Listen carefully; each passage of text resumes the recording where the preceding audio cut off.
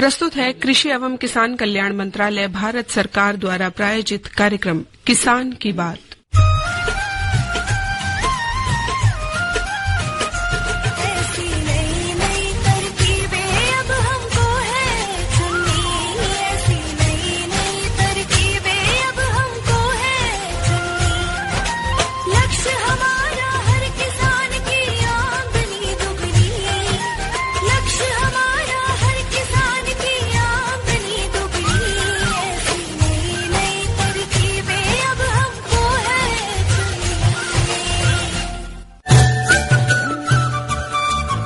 इस कार्यक्रम के प्रायोजक है कृषि एवं किसान कल्याण मंत्रालय भारत सरकार।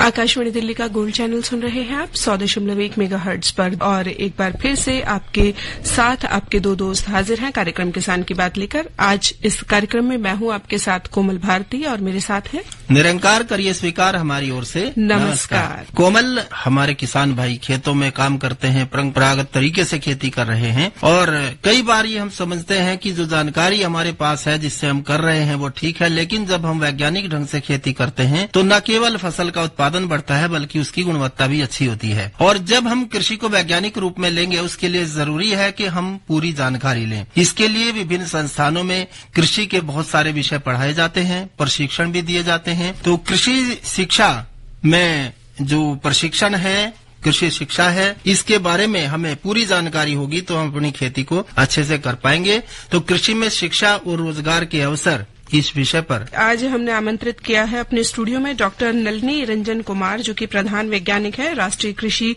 अर्थशास्त्र एवं नीति अनुसंधान संस्थान नई दिल्ली से। और डॉक्टर साहब का स्वागत करने से पहले आप सभी को बता दें कि अगर इस विषय यानी कि कृषि के क्षेत्र में शिक्षा और रोजगार के अवसर के विषय में यदि आप कुछ भी सवाल जानना चाहते हैं, आप कहीं से भी हैं, भारत के किसी भी हिस्से से हैं और हमें सुन रहे हैं, और अगर आप जानना चाहते हैं कि आप कृषि के किस क्षेत्र में रोजगार पाना चाहते हैं या शिक्षा लेना चाहते हैं, तो इससे जुड़े हुए जितने भी तमाम आपके सवाल हैं उन सभी के जवाब देने के लिए हमारे पास स्टूडियो में हमारे विशेषज्ञ मौजूद हैं। आप सीधे हमसे फोन के माध्यम से जुड़ सकते हैं। हमारे टेलीफोन नंबर है 0112342108 बिल्कुल, और ये जाना पहचाना आपका नंबर है, याद भी होगा, एक बार फिर बता देते हैं 0113421082।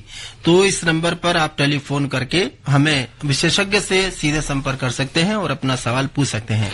बिल्कुल, और अब हम डॉक्टर साहब का स्वागत करते हैं कार्यक्रम में। डॉक्टर नलिनी रंजन कुमार, डॉक्टर साहब आपका बहुत बहुत स्वागत है कार्यक्रम में। धन्यवाद। डॉक्टर साहब, जैसे कि हमारा आज का विषय है कृषि के क्षेत्र में रोजगार और शिक्षा के क्या अवसर होने चाहिए, तो सबसे पहले कृषि करने वाला किसान जो है वो अपने आप में बहुत सारी जानकारी रखता है, तो उसे अलग से कृषि से जुड़ी हुई शिक्षा लेने की जरूरत क्या पड़ती है? आपने बिल्कुल सही कहा। किसान बहुत दिनों से खेती करते आ रहे हैं तो उनको खेती करने की जानकारी तो पूरी होगी, उनको शिक्षा की क्या जरूरत है। किंतु आज खेती में बहुत सारी तकनीकी विकास हो रहे हैं जी, जिसको जानना चाहिए। ऐसे भी खेती की जोत बहुत छोटी होती जा रही है, तो उस छोटे से जोत में यदि परंपरागत तरीके से खेती करेंगे तो उनको बहुत पैदा नहीं होगी और बहुत लाभ नहीं होगा, और इसी कारण किसानों की दशा दिनों दिन खराब होती जा रही थी। यानी थोड़ी जगह है उसमें अगर वैज्ञानिक ढंग से करे तो ज्यादा फायदा होगा जी। इसलिए वैज्ञानिक ढंग से खेती करना बहुत जरूरी है ताकि किसान अपने को समृद्ध बना सके जी। और वैज्ञानिक तरीके से खेती करने के लिए उन्हें वैज्ञानिक तकनीकें जाननी होगी। इसके लिए उन्हें खेती करने की बहुत जरूरत है। और खेती मतलब सिर्फ धान गेहूं की खेती ही नहीं है, वो बहुत सारी खेती है, व्यावसायिक खेती है, और इसमें तरह तरह की तकनीकें आई हैं, जैसे प्रोटेक्टेड कल्टीवेशन है जिससे पैदावार बहुत बढ़ सकती है। प्रोटेक्टेड मतलब जो ग्रीन हाउस के अंदर, पॉली हाउस में, ग्रीन हाउस में जो करते हैं उसमें हम खेती करके पैदा कर सकते हैं। फिर हमारे पास है हाइड्रोपोनिक्स है, एरोपोनिक्स है, उसको यूज करके हम अच्छी पैदावार ले सकते हैं। जो इतनी सारी चीजें आपने बताई, इसके लिए जो शिक्षा की व्यवस्था क्या है? किसानों की शिक्षा और कृषि की शिक्षा की बहुत अच्छी व्यवस्था की गई है जी।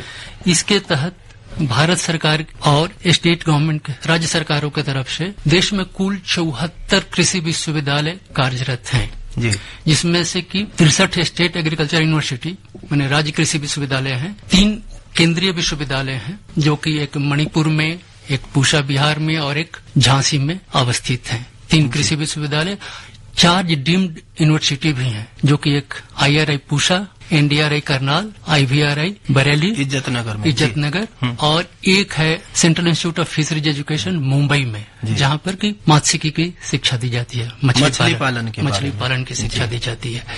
इसके अलावा 4 सेंट्रल यूनिवर्सिटी हैं जहाँ की कृषि की पढ़ाई भी होती है, जिसमें से एक है बनारस हिंदू विश्वविद्यालय, दूसरा है विश्व भारती कोलकाता, शांति निकेतन जिसे कहते हैं, शांति निकेतन, एक नागालैंड यूनिवर्सिटी है और एक अलीगढ़ मुस्लिम यूनिवर्सिटी भी है, जहाँ पर कृषि की पढ़ाई होती है। इसके अलावा आज के समय में प्राइवेट यूनिवर्सिटीज भी बहुत आई हैं, जहाँ पर प्राइवेट कॉलेजेज हैं जिसमें कृषि की पढ़ाई होती है। जी। तो इसमें तो आपको ग्रेजुएशन, पोस्ट ग्रेजुएशन की पढ़ाई होती है, PhD की पढ़ाई होती है, किंतु हाई स्कूल लेवल पर, इंटर लेवल पर भी बहुत सारे स्टेट में कृषि की पढ़ाई होती है। स्कूलों में भी, मतलब स्कूलों में और +2 के लेवल पर भी पढ़ाई होती है। तो किस तरह की पढ़ाई, किस क्षेत्र में पढ़ाई की कराई जा रही है? कृषि एक बहुत ही विस्तृत सब्जेक्ट है, तो उसमें हर एक क्षेत्र जैसे बागवानी, डेयरी, मत्स्य पालन, वानिकी, सेरिकल्चर, कुक्कुट पालन आदि में पढ़ाई है। नया क्षेत्र है बायोटेक्नोलॉजी, कृषि अभियांत्रिकी, ये सब में भी पढ़ाइयां हैं। कम्युनिटी साइंस में नया कोर्स शुरू हुआ है IRI में, उसमें भी ग्रेजुएशन की पढ़ाई है और इसके बाद मैनेजमेंट की भी पढ़ाइयां हैं। आपने बताया कि IARI में जो शुरू किया गया है नया कोर्स है, इसके अलावा और कौन कौन से कोर्स हैं? हम पहले तो आपके संस्थान से जानना चाहेंगे कि वहाँ पर किस किस चीज की पढ़ाई है और ये नया जो कोर्स है इसकी क्या विशेषता है, क्या इसमें बताया जा रहा है? अभी तक तो IRI में MSc और PhD की पढ़ाई होती थी, किंतु इस साल से ग्रेजुएशन की पढ़ाई भी शुरू हुई है। हमारे IRI पूसा केंद्र पर ही नहीं बल्कि IRI झारखंड, हजारीबाग, IRI असम, गुवाहाटी और भी जगह है, जैसे रांची में भी पढ़ाई हो रही है, भोपाल में भी पढ़ाई हो रही है, पटना में भी हो रही है, करनाल में भी शुरू किया गया है। तो इसमें 4 कोर्सेज शुरू किए गए हैं, BSc agriculture, BTech biotechnology, BTech agriculture engineering and BSc community science. BSc agriculture के बारे में तो आप पूरा जानते होंगे कि इसमें खेती के संबंधित सभी जानकारी दी जाती है, शुरू से कैसे खेत को तैयार करें, कैसे उसमें बीज का सिलेक्शन करें, कैसे दवाई डालें ताकि पौधे सुरक्षित रहें, कितना फर्टिलाइजर डालें, कितना खाद पानी डालें, फिर उनकी प्रसंस्करण कैसे करें और कैसे उनको मार्केट तक बेचें। तो यानी स्नातक स्तर पर सभी विषयों की जानकारी रहती है। और जो MSc करेंगे, आपने बताया कि पूसा में MSc और PhD कराई जाती है, जिसके लिए पहले स्नातक होना तो जरूरी है। तो पूसा से वो स्नातक नहीं है तो उनका सिलेक्शन किस तरह से किया जाता है? हर एक साल PG में एडमिशन के लिए ऑल इंडिया का टेस्ट होता है। जो टेस्ट होता है उस टेस्ट के थ्रू जितने IRI की सीटें हैं वो सब फिलअप की जाती हैं और जो स्टेट एग्रीकल्चर यूनिवर्सिटीज हैं उनकी भी 25% सीट इसी टेस्ट से भरा जाता है जी, क्योंकि ये कोटा ICAR का कोटा माना जाता है और 75% वहाँ की यूनिवर्सिटी अपना कंडक्ट करती है। यानी एक परीक्षा होती है, उसके माध्यम से MSc और PhD दोनों में दाखिले होते हैं। ठीक है। अच्छा, आपने कई क्षेत्र बताए, तो पूसा में क्या डेयरिंग में भी MSc या PhD है? नहीं जी, पूसा सिर्फ कृषि का है। डेयरी की यदि किसी को पढ़ाई करनी है तो हरियाणा प्रदेश में एक नेशनल डेयरी रिसर्च इंस्टीट्यूट है जो कि करनाल शहर में अवस्थित है। वहाँ पर डेयरी विज्ञान में बहुत सारी स्पेशलाइजेशन में master program, PhD program, even graduation program भी है डेयरी टेक्नोलॉजी में और डेयरी इंजीनियरिंग में। अच्छा, जो MSc स्तर पर क्या खास अलग बात होती है? MSc और ग्रेजुएशन में, ये ग्रेजुएशन में हम पूरा पढ़ाई करते हैं और MSc में स्पेशलाइज करते हैं। जैसे करीब 10-11 सब्जेक्ट हो जाते हैं। जैसे अब एक कृषि अर्थशास्त्र है, कृषि अर्थशास्त्र में खेती में आर्थिक लागत क्या क्या है, कैसे उसको और प्रॉफिटेबल बनाया जा सकता है। जिस विभाग से आप जुड़े हुए हैं जी, हाँ, थोड़ा सा इसमें और थोड़ा विस्तार से बताइए। जैसे मार्केटिंग करनी है, कहाँ करें, कैसे करें और देश की पॉलिसी नीति क्या हो खेती को बढ़ावा देने के लिए, इस सब चीज की पढ़ाइयाँ करी जाती हैं। तो इस बारे में कई किसान भाइयों के दिमाग में सवाल होते हैं, भाई किस तरह से तय होता है, तो ये तो बहुत अच्छे से आप बता पाएंगे। किस तरह का पैमाना अपना चाहता है कृषि विकास के लिए, आगे नीति बनाने के लिए? किसी भी व्यवसाय को बढ़ावा देने में उस व्यवसाय की प्रॉफिटेबिलिटी जरूरी होती है। यदि कोई व्यवसाय प्रॉफिटेबल नहीं हुआ तो कोई उसमें आएगा नहीं। हम लोग सरकार को ये सुझाव देते हैं कैसे कैसे कृषि को लाभकारी बनाया जाए। उसके लिए अच्छे मूल्य निर्धारण करना और बाजार की व्यवस्था करना ताकि किसान अपने उत्पाद को वहां पर बेच सके। तो ये एक अहम भूमिका रहती है। खेती में किसान, जैसे आपको पता होगा, स्टार्टिंग में किसान फर्टिलाइजर वगैरह नहीं यूज करते थे, तो फर्टिलाइजर पे हम बहुत सब्सिडी लेकर के आए ताकि किसान इसको यूज कर सके। और उसे आपने देखा होगा कि कितनी प्रगति हुई, कितनी पैदावार बढ़ी। फिर क्या हुआ कि किसानों को अपने माल बेचने में दिक्कत आने लगी, तो भारत सरकार ने एमएसपी की व्यवस्था करी ताकि बाजार से सब सामान खरीदे जा सके ताकि किसानों को उचित मूल्य मिल सके। होता यह था कि जिस समय किसान खेत से काट करके बाजार में लेकर आए, बाजार भाव बहुत ही कम हो जाता था और किसान को बेचने में बहुत घाटा उठाना पड़ता था, क्योंकि ज्यादा चीज होगी तो उसकी कीमत भी कमी मिलेगी और जब कमी होती है तो कीमत भी ज्यादा मिलती है। एब्सोल्युटली राइट, एकदम सही कहा। इसी को देखते हुए सरकार ने एमएसपी लागू किया था, न्यूनतम समर्थन मूल्य, यानी इसकी कीमत पर जरूर खरीदा जाएगा। जी। और ये मुख्य तौर से 2 बार सरकार अनाउंस करती है, एक रबी फसल के लिए, एक खरीफ फसल के लिए, ताकि उससे कम पर खरीदारी ना हो और किसान को फायदा हो। सरकार ये इंश्योर करना चाहती है कि बाजार में भाव इससे कम न जाए, ताकि बाजार में भाव कम जाने लगे तो सरकार इसको खरीद ले और बाजार में भाव को गिरने से रोके। तो ये चीज तो है कि आप पाठ्यक्रम में की बातें आपने की, और भी आगे आपसे जानकारी लेंगे प्रशिक्षण के बारे में। तब तक समय है एक ब्रेक का। अरे क्या कर रहा है? इधर हम बोल रहे हैं, तेरे बीजू का उतला बोल रहा है। पक्षियों से तो हम खेत को बचा लेते हैं, पर इन घातक रसायनों से कैसे बचाएं? मतलब? देख बेटा, तू जो ये अंधाधुंध रसायन मिलाता है ना, मिट्टी की सेहत बिगड़ने लगी है। और जब माटी ही कमजोर पड़ जाएगी तो उपज कैसे सेहतमंद होगी? अरे पहले ऐसा नहीं था। पूछना अपने बड़े बुजुर्गों से, कैसे फसल लहलहाती थी, शुद्धता झलकती थी। हाँ, माटी भी तंदुरुस्त और लोग। पहली वाली बात कहाँ? पर अब तो सभी डाले हैं। सब नहीं, आज भी लाखों जागरूक किसान परंपरागत विधि से फसल उगा रहे हैं। खर्चा कम और उपज की कीमत भी बेहतर पा रहे हैं। सच है? रे बेटे, एक्सपीरियंस से बता रहे हैं, धूप में बाल सफेद नहीं किए हैं। हाँ। ठीक है भाई, मैं भी आज से जैविक खेती शुरू करूंगा।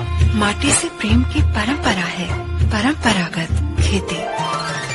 कार्यक्रम चल रहा है किसान की बात आकाशवाणी दिल्ली के गोल्ड चैनल पर, यानी कि 100.1 मेगाहर्ट्ज पर।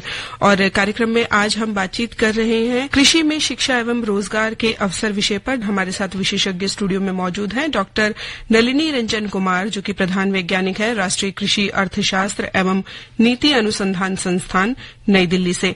और इस विषय पर यदि आपके जहन में कोई भी सवाल आता है तो आप स्टूडियो में मौजूद हमारे विशेषज्ञ से अपने सवाल का जवाब ले सकते हैं। स्टूडियो में फोन करने के लिए हमारा टेलीफोन नंबर है 011-2342-1082 और इस नंबर पर फोन करके आप अपने सभी सवालों के जवाब, जो कि कृषि में शिक्षा एवं रोजगार से जुड़े हुए हैं, उन सभी सवालों का जवाब आप ले सकते हैं। लेकिन जैसे कि हमारे कार्यक्रम में हम और भी बहुत सारी चीजें शामिल करते हैं निरंकार, ताकि हमारे सुनने वाले जितने भी श्रोता हैं उनको और भी बहुत सारी जानकारियां मिले। तो इसी क्रम में आज हम जानकारी लेकर आए हैं सुकन्या समृद्धि योजना के बारे में। सुकन्या समृद्धि योजना सरकार द्वारा चलाई जा रही वो योजना है देश की कन्याओं के लिए, जो कि बेटी बचाओ बेटी पढ़ाओ के साथ लगभग जुड़ी हुई है, जिसमें बेटी अगर आपके घर में है, चाहे वो आपकी बेटी है या आपके घर में कोई और बेटी है, अगर उसकी उम्र 10 साल से कम है तो आप उसके लिए एक बैंक में या पोस्ट ऑफिस में खाता खुलवा सकते हैं और वहां पर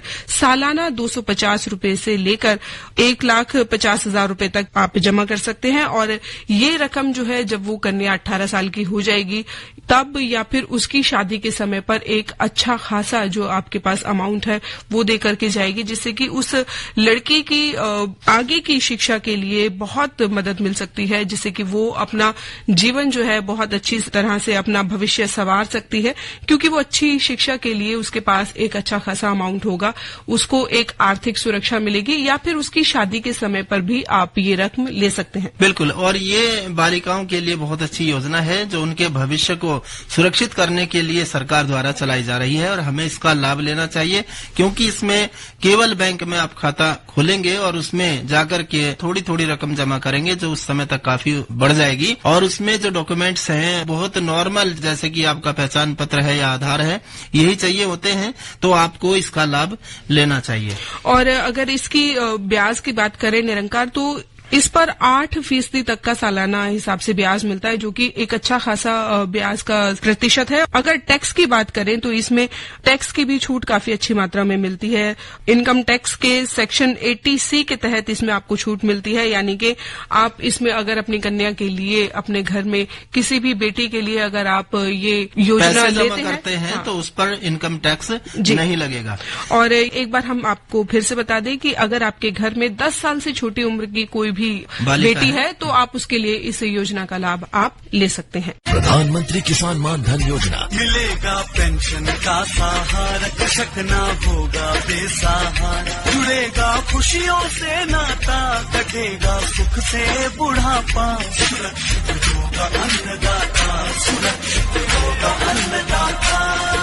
प्रधानमंत्री किसान मान धन योजना से लघु सीमांत किसानों का भविष्य होगा सुरक्षित और 60 वर्ष की आयु से 3,000 रूपए मासिक पेंशन होगी सुनिश्चित। 55 रूपए से 200 रूपए की मासिक किश्त देकर प्रवेश कर सकते हैं 18 से 40 वर्ष तक के किसान। इस अंशदायक योजना में सरकार देगी बराबर का योगदान। सभी किसान भाई बहन इस योजना के लाभ के लिए जन सेवा केंद्र में जाएं और अपना निःशुल्क नामांकन कराएं। प्रधानमंत्री किसान मान धन योजना, अन्नदाता के परिश्रम को संबल, पेंशन से सुरक्षित उनका कर। कृषि एवं किसान कल्याण मंत्रालय, भारत सरकार द्वारा जनहित में जारी। आप सुन रहे हैं कार्यक्रम किसान की बात, और कार्यक्रम किसान की बात में हम लगातार आप सभी को जानकारी देते ही रहते हैं। कृषि से संबंधित, किसानों से जुड़ी हुई जितनी भी योजनाएं सरकार द्वारा चलाई जा रही हैं, उन सभी से जुड़ी हुई जानकारियां हम आप तक देते हैं। लेकिन निरंकार ये सब जानकारियां होती है ना, वो कहीं न कहीं एक अधूरापन लिए होती है तब तक जब तक कोई अपनी सफलता की कहानी अपनी जुबानी ना सुना दे।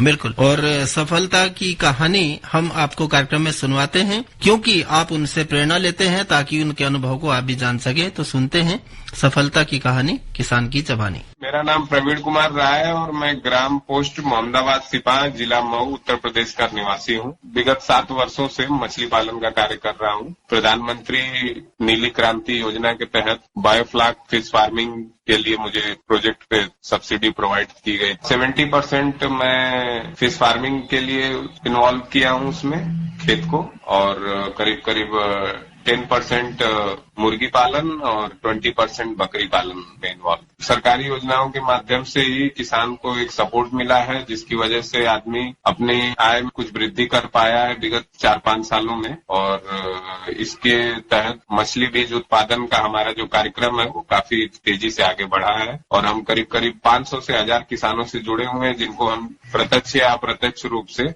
मछली के संबंधित सभी सुविधाएं उपलब्ध कराते हैं। जैसे दवा हुई, मछली बीज हुआ, मछली आहार हुआ, सारी चीजों की व्यवस्था हमारे यहाँ है। बकरी पालन के लिए तो जो NLM नेशनल राष्ट्रीय पशुधन मिशन के तहत योजना है, उसके थ्रू हमने आवेदन किया हुआ है। करीब करीब 100 बकरियों के लिए 4 या 6 महीने के अंदर अंदर उसका लाभ हमें मिलने वाला है।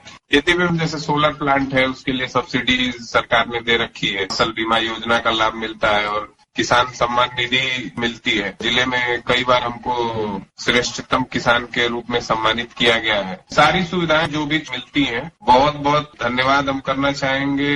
और हम जैसे लघु किसानों के लिए भिन्न भिन्न योजनाएं लाके सपोर्ट किया। श्रोताओं, अभी आप सुन रहे थे हमारे एक किसान मित्र से उसके अनुभव, यानी कि जब सरकार द्वारा कोई भी योजना हमारे किसान मित्रों के लिए चलाई जा रही है, उस योजना का लाभ आप किस तरह से ले सकते हैं, ये जानकारी तो हम समय समय पर अपने कार्यक्रम में देते ही हैं। लेकिन उस योजना का लाभ लेने वाले व्यक्ति से जब आप बात करते हैं तो आप ज्यादा प्रेरित होते हैं उस योजना का लाभ लेने की ओर। तो ऐसी ही कहानी हमने आपको आज सुनवाई, उन्हीं की जुबानी। आप सुन रहे हैं कार्यक्रम किसान की बात। हर जोखिम से निकल कर फसल आए, सुरक्षित हो जाए,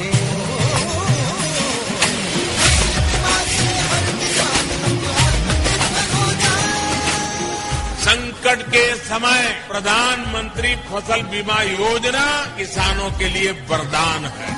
अब सूखा पड़े या बाढ़ आ जाए, कोई डर नहीं। अब ओले पड़े या कीट पतंगे फसल खा जाए, कोई फिक्र नहीं।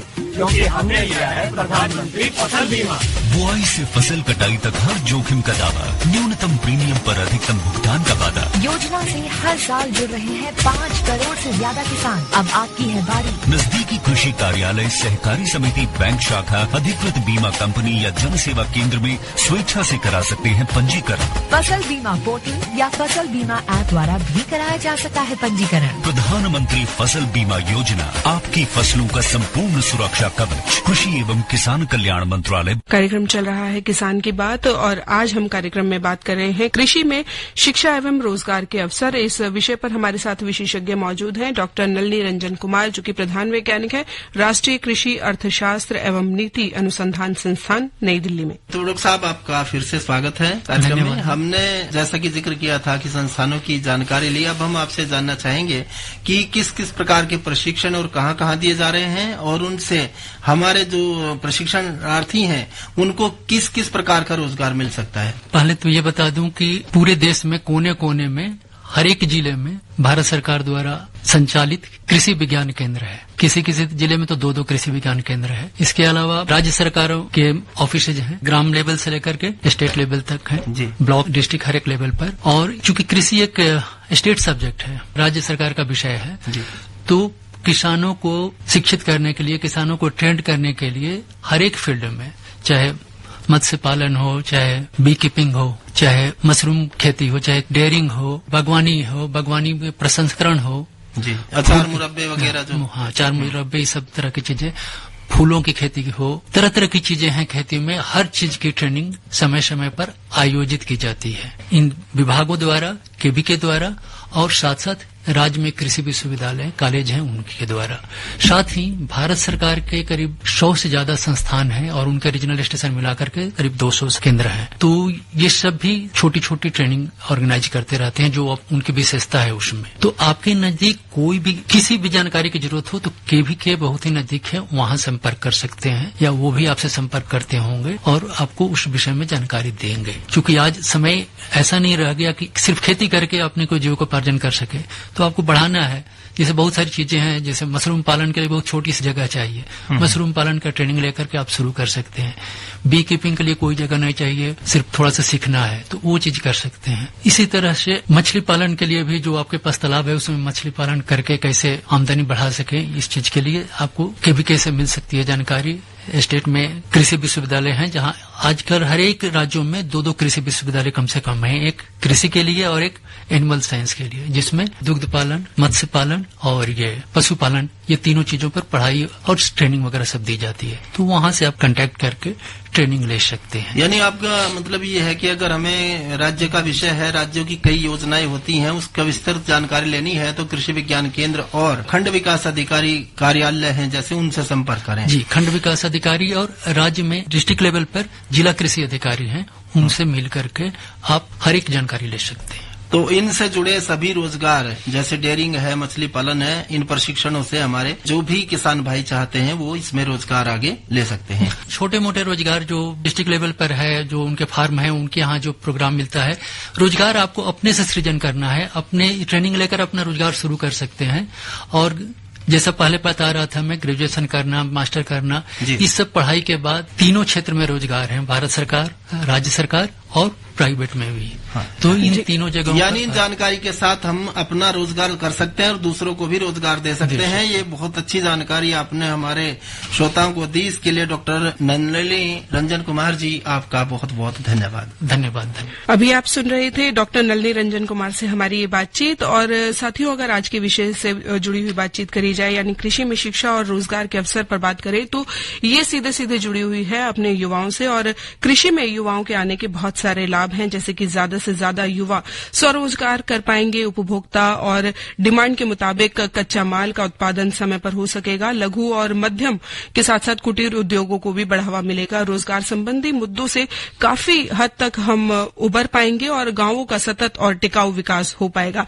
उम्मीद करते हैं कि आज के कार्यक्रम में आपको ये सारी जानकारियां जो डॉक्टर साहब ने दी, वो आप सभी के भावी भविष्य के लिए वो बहुत ज्यादा कारगर सिद्ध होंगी। और इसके लिए अपने फीडबैक भी हमारे श्रोता दे सकते हैं जी kkbongold@gmail.com पर। और इसी के साथ हमारे आज के कार्यक्रम किसान की बात का समय जो है वो यहीं पर समाप्त होता है। तो आज के इस कार्यक्रम से मुझे यानी कोमल और मुझे निरंकार को दीजिए इजाजत। आप सभी को नमस्कार।